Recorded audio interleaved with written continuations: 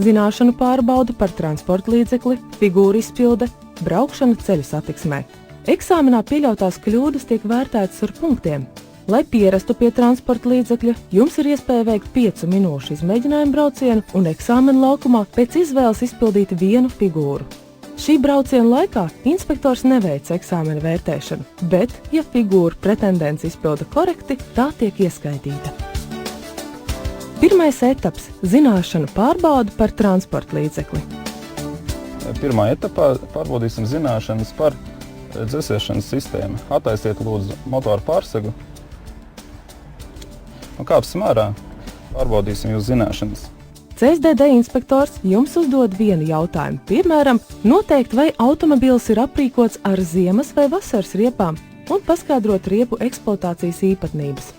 Paskaidrot, kā pārbaudīt teļas līmeni motorkarterī, ieslēgt ārējās apgaismas ierīces vai avārijas gaismas signalizāciju. Tā man lūdzu tagad parādiet, kur mēs pieliesim šķidrumu. Labi, dzesēšanas sistēmai. Ja jūs nezināt atbildi vai sniedzat nepilnīgu izskaidrojumu, tiek piešķirts 1 punkts. Otrais etaps – figūru izpilde. Eksāmena laukumā CSDD inspektors vērtē jūsu prasmi un iemaņas izpildot figūras, stāvvieta paralēli braukšanas virzienam un kases automāts. Kā arī viena no izvēles figūrām – apgriešanās braukšanai pretējā virzienā, iebraukšana gabarītu vārtos vai braukšanas uzsākšana augšupceļā. Tātad jums būs jāizpild šādas figūras: stāvvieta paralēli braukšanas virzienam, kases automāts un iebraukšana gabarītu vārtos. Vai ir kādi jautājumi? Nē. Ja jautājumi nav, viss ir skaidrs, tad sāksim eksāmenu. Ja jums ar pirmo mēģinājumu neizdodas izpildīt uzdevumu, varat mēģināt otro reizi, bet ja atkārtota neizpildāt figūru, eksāmens jums tajā dienā, diemžēl, ir beidzies. Trešais etaps – braukšana ceļu satiksmē.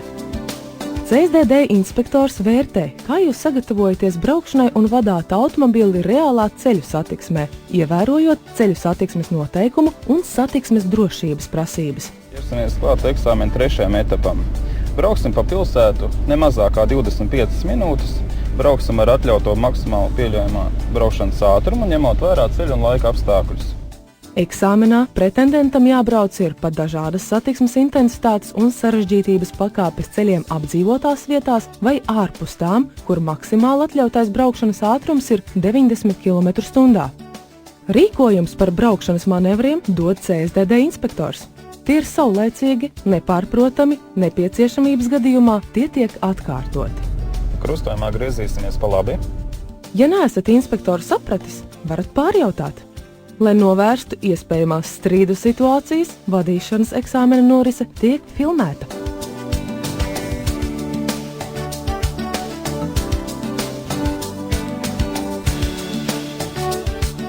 Vērtējums. Vadīšanas eksāmena laikā pieļautās kļūdas atkarībā no to nozīmīguma un bīstamības pakāpes novērtē ar punktiem. 1 punkts – nenozīmīgas kļūdas, kuras neietekmē satiksmes drošību. 4 punkti – vidēji smagas kļūdas, kuras atsevišķos gadījumos var apdraudēt satiksmes drošību. 10 punkti – bīstamas kļūdas, kuras gandrīz vienmēr rada draudus satiksmes drošībai. Ja pretendents pieļauj kļūdu, kas rada tiešus draudus satiksmes drošībai, inspektors ir tiesīgs pārtraukt eksāmenu.